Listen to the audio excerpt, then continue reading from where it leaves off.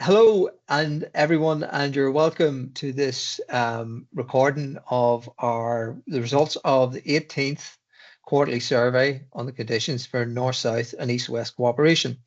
My name's Aidan Campbell, and I'm the research program coordinator here at the Centre for Cross-Border Cooperation. And I'm joined today, again, as usual, by our longtime collaborator on this survey, Dr. Ben Rosher, from the University of Glasgow, who's also a research associate with the Centre for Cross-Border Studies. If you just give me a minute, I'm going to share my screen. This is the 18th quarterly survey. It covers the period from the 1st of April 2025 to the 30th of June this year. So that's the period of time that we're covering. And the survey was open from the middle of June for responses until I think the 11th of July. So that's the period of time that we're talking about. So as we said before on these surveys and on these presentations, the reason we do these surveys is to give us an understanding of how the necessary conditions for North-South cooperation are being maintained, and also how relations between civic society organisations and local authorities on the island of Ireland and Great Britain are being safeguarded, following the end of the Brexit transition period and the implementation of the protocol on Ireland, Northern Ireland, or the Windsor Framework, as it's known now.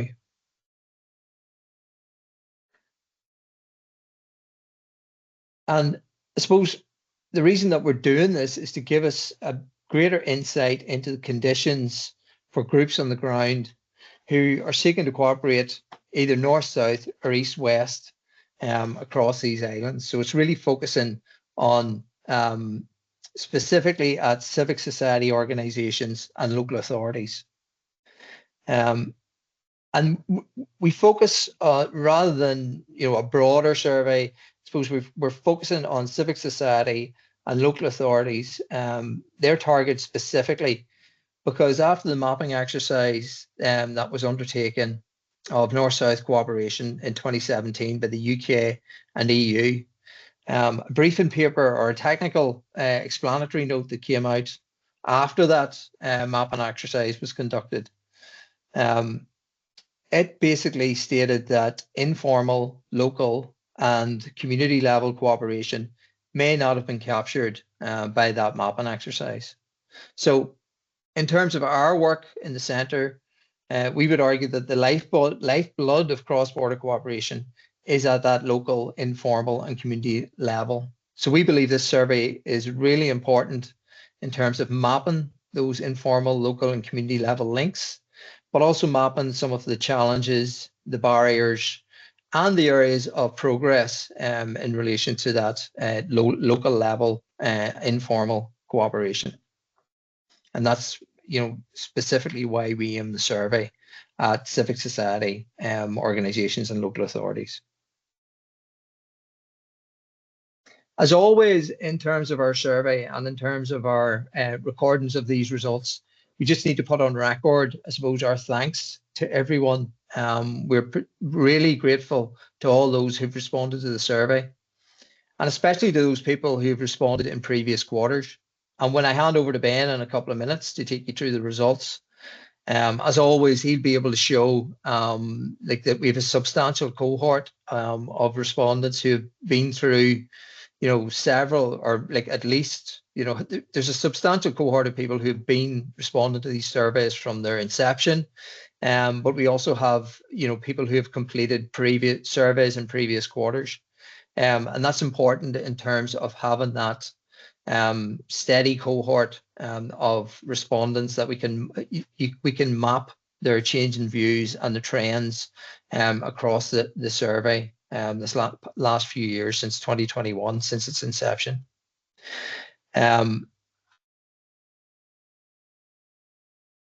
But we would, as well as thanking people, I suppose, we also put out a call that we do need your ongoing help in responding to future surveys so that we can raise the issues that are important to you. it's a marathon. Like we always say, this is a marathon, not a sprint. Obviously, it's been a long time since the protocol was agreed and was subsequently updated by the Windsor Framework. But the post-Brexit landscape, I suppose, is still unfolding, and there are potential issues being raised by divergence between the UK and the EU. So we need to keep an eye on the implications of that divergence, or potential implications, for North-South and East-West cooperation.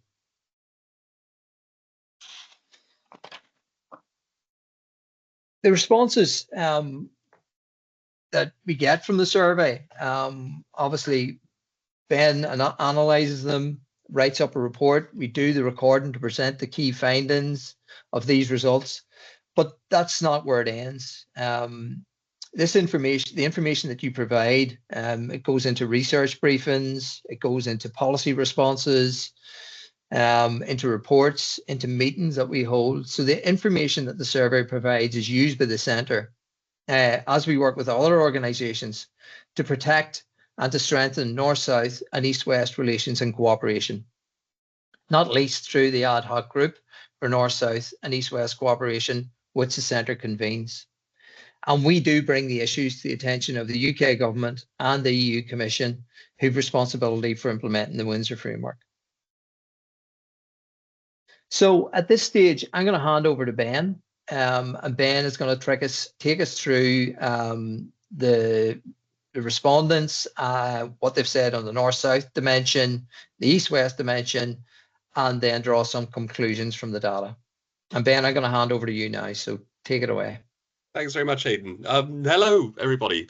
Hello again to those of you who've joined us before, and welcome to everybody who's joining us for the first time. As Aidan says, today I'm going to give a general overview of the 18th quarterly survey on the conditions for North-South and East-West cooperation.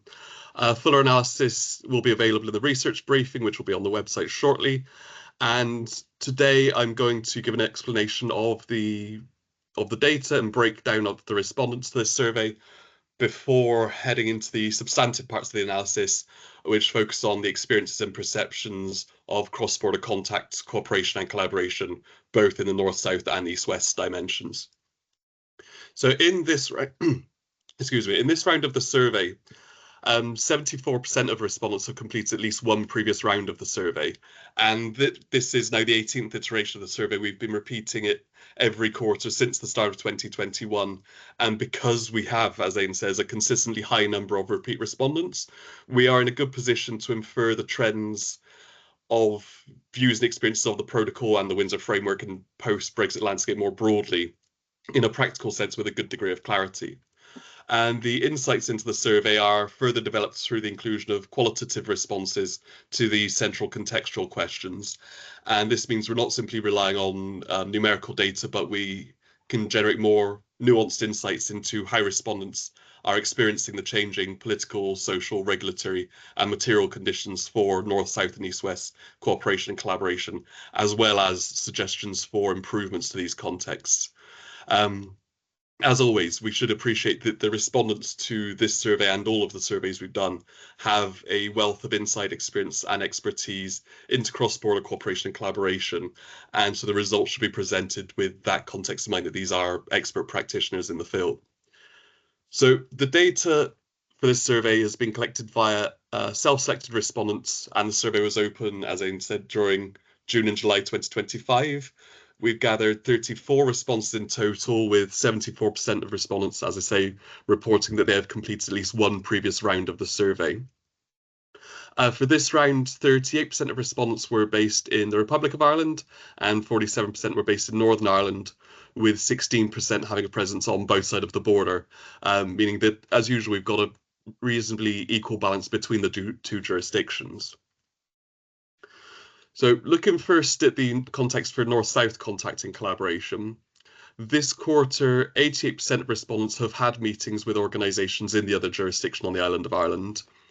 And 93% of respondents reported that meetings with organisations in the other jurisdiction discussed challenges to cross-border cooperation, on occasion for 71% and to a significant extent for 21%.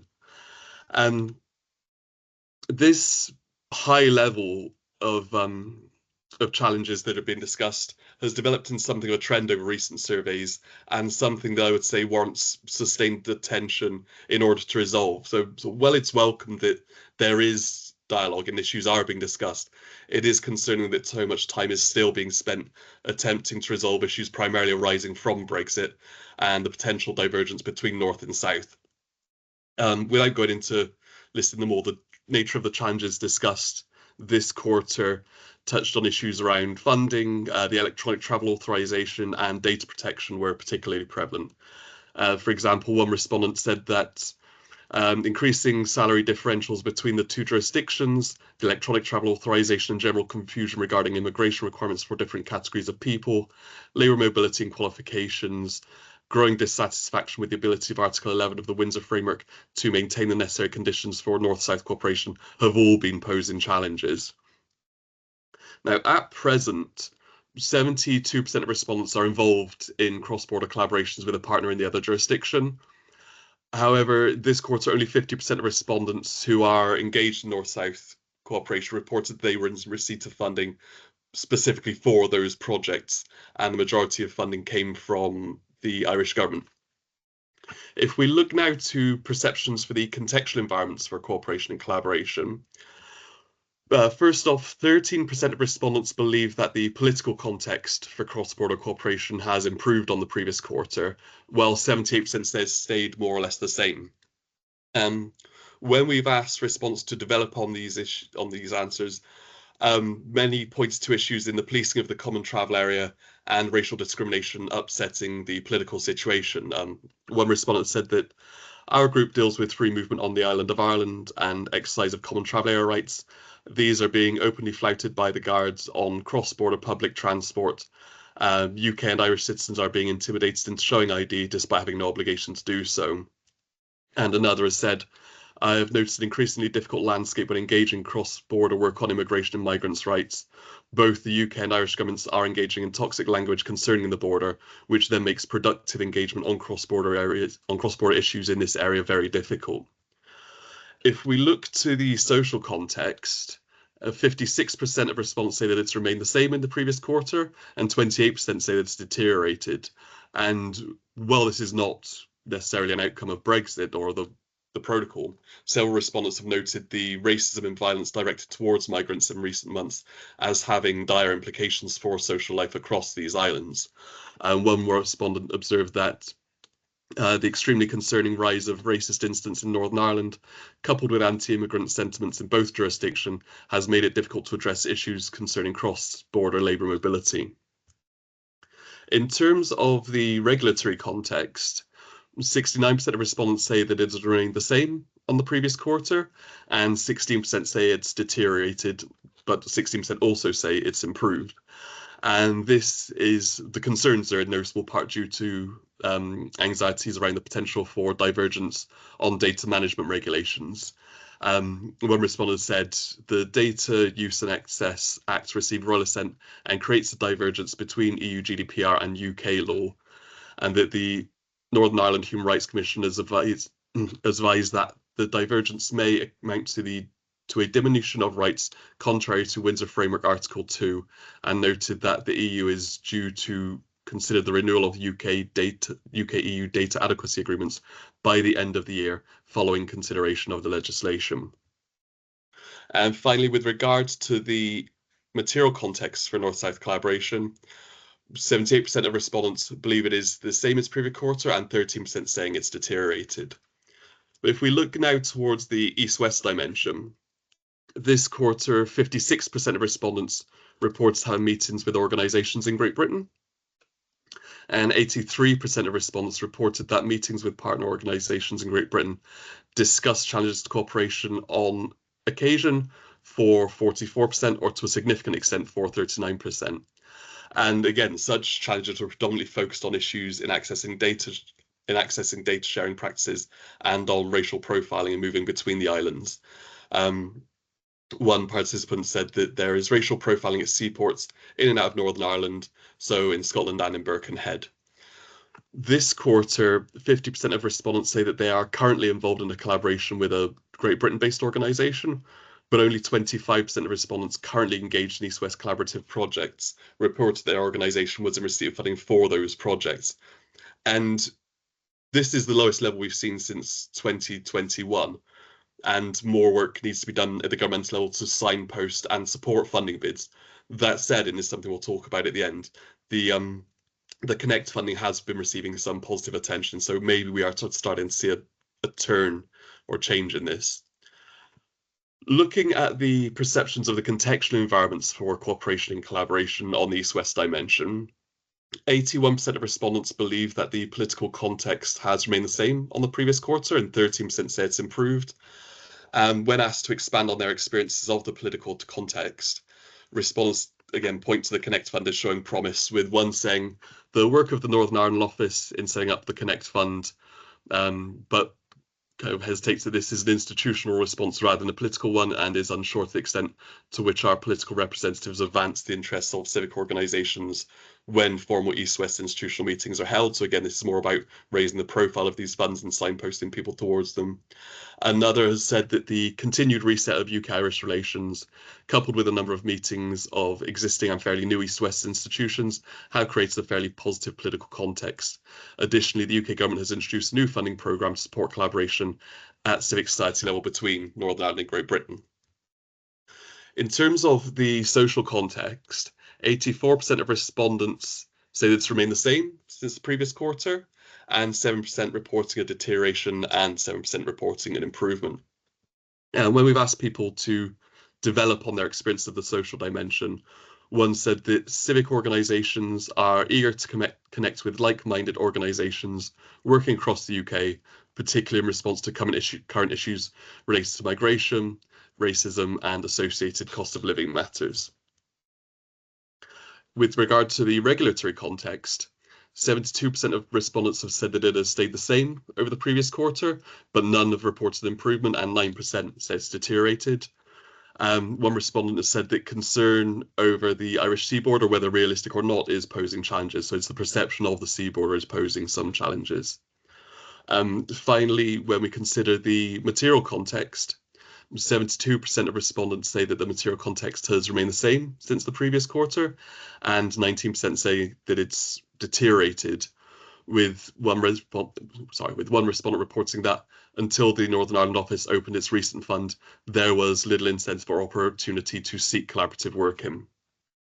And as always, at the end of the survey, we've asked people for any experiences of perceptions they've had that we've not covered in the questions or which require further development. And I would encourage people to look at the report that will be on the website, because there are some quite long form responses to this quarter which provide some good detailed insights. But just briefly, one has said that the common travel area rights are being dismantled and racial profiling is happening east-west and north-south. And another has said that transport communications between north and south need to be established, particularly with regard to rail connectivity, and that both passenger and freight services need to be developed to reconnect both parts of the island and the people. So just bringing this to a close then. In the previous quarter, the uncertainty surrounding President Trump's foreign and economic policies loomed large over the survey. It was predominantly what people were talking about. And somewhat curiously, this seems to have passed, at least as a primary concern. This could partly be because the UK and EU are still negotiating trade deals with the US, and a little less fractiously than had been anticipated, so maybe that's alleviated some concerns. But this has meant that this quarter has seen concerns return to more local issues, and the two which feature most prominently is one, the concerns around data sharing regulation between Great Britain, Northern Ireland and potential for divergences there. And there is also a very clear concern for racism and racially motivated violence, which has been directed at migrant communities across the UK and Ireland over recent months. And this is an area where all governments must act swiftly to calm tensions and make clear that migrants are a welcome part of our communities and that any abuse will not be tolerated. And with that, I will wrap up and pass back to you, Aidan. Thank you very much. Ben, thanks so much again for your work on this, for your analysis, and for sharing the insights that have come out of the quarterly survey. I'm going to stop the screen share, hopefully. Yeah. So Ben, again, really interesting feedback and comments, and some kind of slightly surprising results. I guess it might be fairly like it generally would be fair to say that it's a fairly similar picture in terms of north-south and east-west cooperation, with no significant deterioration or improvement coming from our survey respondents, apart maybe from deterioration perhaps in the north-south social context. I think Yeah. there was an upsurge in people saying that they had thought that had deteriorated, and maybe if I'm reading it right, or like linking that to concerns being expressed in relation to both the idea of the increase in racism, bigotry, and racist violence on both sides of the border. And respondents noting that that's further complicated by the introduction of the ETA Yeah. and the ongoing racial profiling. I mean, obviously, that's not a recent issue. It's something that organisations have been talking about now, that are working with migrant groups for a long time at both the Irish border and for people coming from Northern Ireland into Britain. Um, and I mean, is there anything else that, in terms of, would it be fair to link that in terms of that people's deterioration or perception in that reported deterioration in the social context? Yeah, certainly. So we can't speak for all of the possible contributing factors, but given that so many people think it's deteriorated, and the responses in the free text response that we've got were predominantly around concerns around racially motivated violence and around the policing of the common travel area. And so I think it's, yeah, I mean, we know that guards shouldn't be checking passports on bus routes north and south because there is no need for British and Irish people to, or British and Irish nationals to provide any documentation, which means any searches are inherently racialized, so they just shouldn't be being done, and people should not Mm, feel pressured to provide identity documents to the guards. Obviously, what we've seen in Ballymena in recent months has sort of pushed these concerns higher up the agenda. yeah, absolutely. Turn it then maybe to something a bit more positive. Then 50% of respondents have said they were collaborating with a Great Britain-based Yeah, organisation, but only 25% were receiving funding. And I mean, this is a perennial theme in this survey, I think, yeah, since its inception. So I think it's positive to note this new Connect Fund, which was announced to support East West civic society collaboration. And you obviously pointed to that. The comments from the survey, some of the qualitative comments were pointing to that. That Connect Fund then is to support East West civic society collaboration. And I mean, it's early days yet. I think it's £1 million pot. My understanding over 2 years has been announced, but hopefully, I mean, that's something that's been pointed to by respondents, and it's something that we want to, like, certainly the centre has put out a press release welcoming that. And I suppose it's just something that we wanted to note on this workshop as well, or this presentation, just to make groups and respondents that are completing this survey aware that that's potentially an opportunity that's out there for them now. yeah, absolutely. I mean, we've been banging on about the need for East West funding for, well, at least the last 4 years while these surveys have been done. And so it's nice to see some movement in that direction. So I think, as we do now, the impetus is now on organisations such as ours and on the governments to signpost groups towards this funding and make sure that, it's £1 million over 2 years, which isn't a huge amount, and we'd like to see more, but it is a start. And so to make sure that it gets Mm, used and used effectively so that it can justify yeah, further funding down the line. absolutely. And I think for my initial look at it, it seems like a fairly broad-based program and targeted at civic society groups, and hopefully will be something that's taken up and used effectively by civic society to build on those east-west links. Final thing I was going to touch on, Ben, from the findings of the survey was just maybe a slight surprise that there wasn't a bit more concern expressed regarding President Trump's economic/foreign policy and the uncertainty it's caused. I would have thought it would have featured more prominently in this survey. And maybe was this perhaps, I think you already alluded to it in your remarks, because trade negotiations between the US and EU were still ongoing in this survey period. Obviously, the UK US trade agreement was in the second week of May. But maybe, I mean, the fact that negotiations were happening, that there was a deal had been reached between the UK and the US, did that take some of the uncertainty out of it? And maybe we'll see that ticking up again in the next quarter? Yeah, I'm not sure why Trump didn't feature as heavily this quarter, and it could just be that because Trump is uncertainty and unpredictability personified, that being really concerned about it is difficult because you're never really sure exactly which bit it is you need to be concerned about.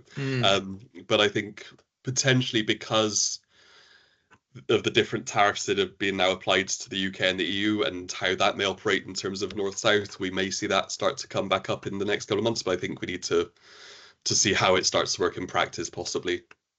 Yeah, and maybe it's down to just the fact that, as has been the way, tariffs have been announced and then a 90-day stop has been announced within like 48 hours to allow negotiations to happen. And maybe that confusion and the fact that that's maybe even at this early stage in his presidency, that sort of uncertainty and chaos is almost priced in at this stage with a lot of people, meant that it didn't feature as heavily. But as you say now, that there is a differential tariff rate on the island, and the outworkings of that we're completely unsure of, and I'm guessing it's going to take months before we get our heads around that, both politically, economically, and then the implications for relations both north, south, and east, west.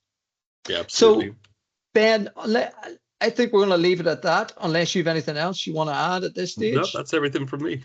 And the only thing to say is just to thank you again, to thank our respondents who, we couldn't do these surveys without you, and your valuable input is really, really appreciated by the centre.